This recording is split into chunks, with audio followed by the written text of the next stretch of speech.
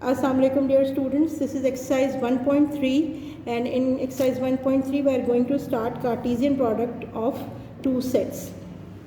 ठीक है, चलें देखिए पहले इसकी डेफिनेशन देखते हैं. The cartesian product of two sets A and B denoted by A into B.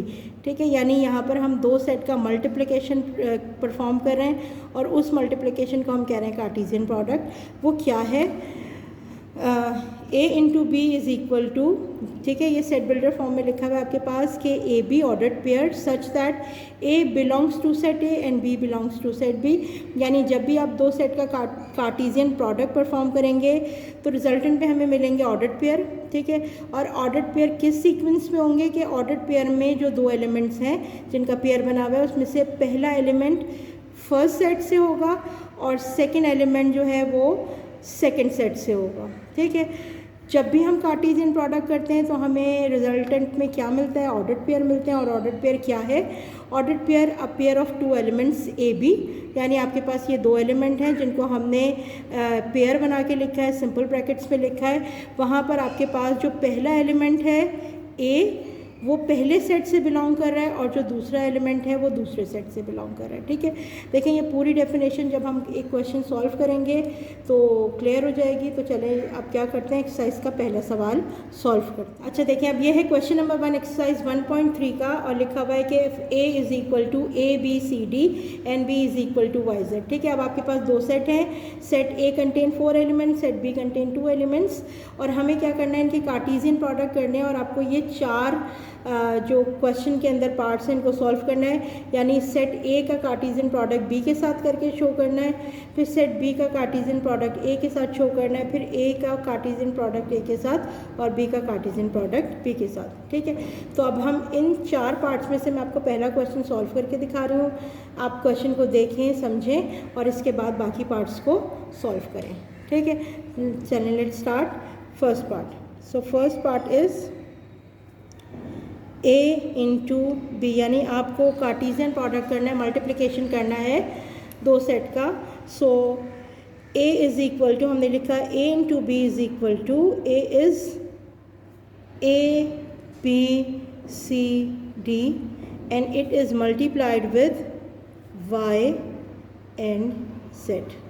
ठीक है, जब भी मल्टीप्लिकेशन करेंगे रिजल्टेंट में आपको ऑर्डर्ड पेयर्स मिलेंगे. So 4 elements of set A is multiplied with 2 elements of set B. 4 2 ज़ा 8 और रिजल्टेंट में हमें क्या मिलेंगे? 8 ऑर्डर्ड पेयर. ओके, चलें देखें इसको सॉल्व कैसे करते हैं. So A into B is equal to, first ordered pair बनेगा, पहला एलिमेंट ए का मल्टीप्लाई होगा पहले एलिमेंट बी के साथ और ऑर्डर्ड पेयर बनाएगा A Y. Okay, next ordered pair आपके पास आ जाएगा. Now A is multiplied with Z and form A Z.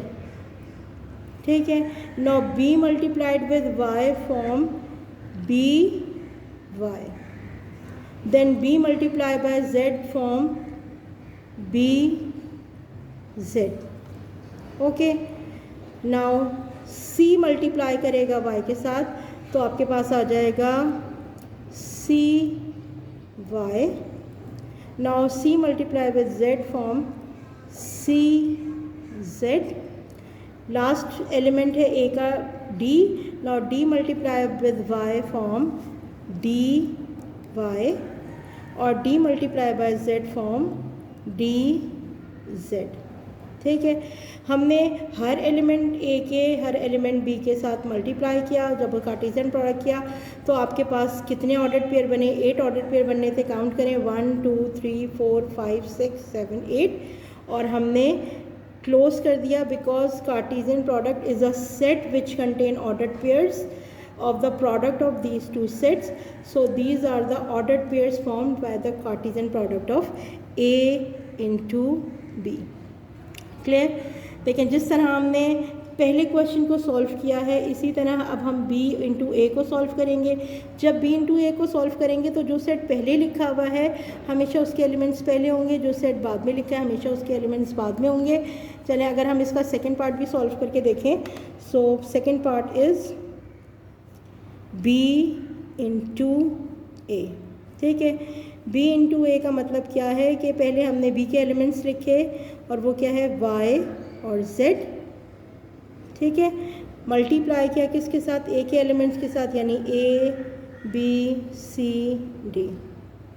Okay, now 2 elements of set b is multiplied with 4 elements of set a and 4 2s are 8 ordered pairs।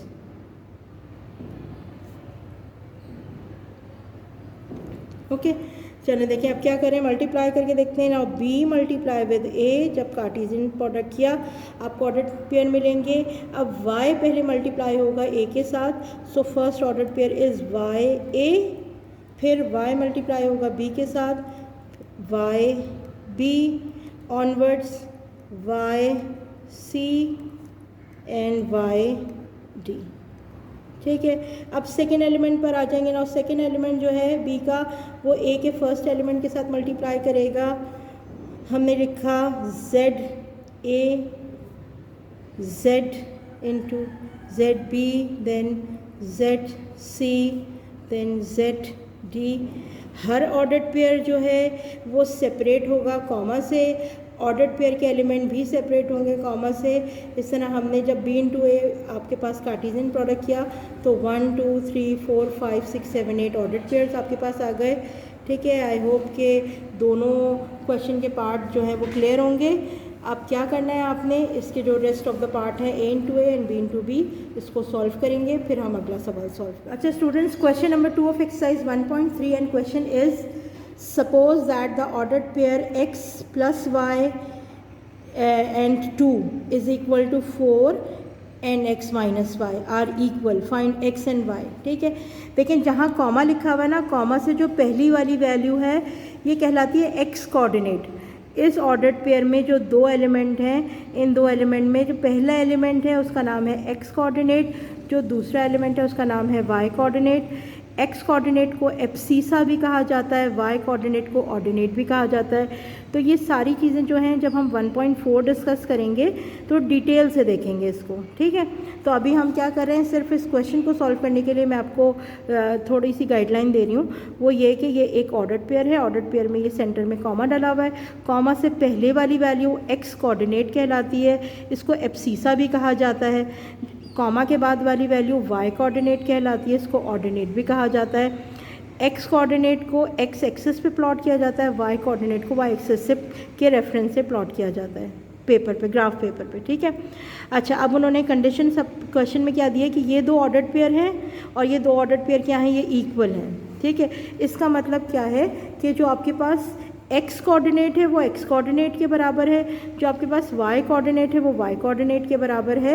और जो लिखा हुआ ये, यानी आपके पास जो मैथमेटिकली ये लिखा हुआ था, यहाँ से हमने ये पता किया कि आपके पास जो x कोऑर्डिनेट के बराबर है, यानी x प्लस y जो है वो 4 के बराबर है, और 2 जो है वो x माइनस y के बराबर है।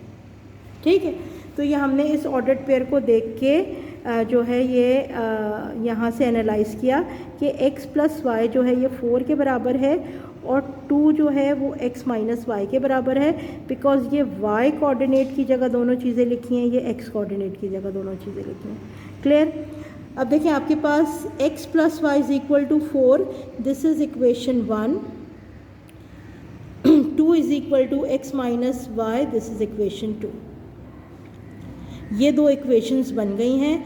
अब हमें क्या करना है, इन दोनों इक्वेशन में से x और y की वैल्यू को फाइंड आउट करना है। देखें, जब भी आपके पास एक इक्वेशन में दो ऑर्डर्ड पेयर होते हैं ना, तो हम उनको जो है वो एक को फाइंड आउट करना बहुत हमारे लिए डिफ़िकल्ट होता है।